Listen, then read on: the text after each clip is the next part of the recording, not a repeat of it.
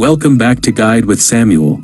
Today, I'll walk you through the complete process of registering for a UAE Pass account, your digital identity for government services. First, download the UAE Pass app from the App Store or Google Play Store. Open the app and tap Create New Account.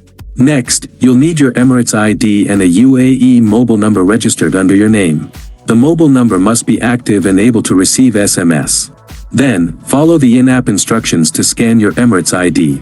Position your ID within the frame and ensure good lighting for clear capture. After that, the app will verify your identity through facial recognition.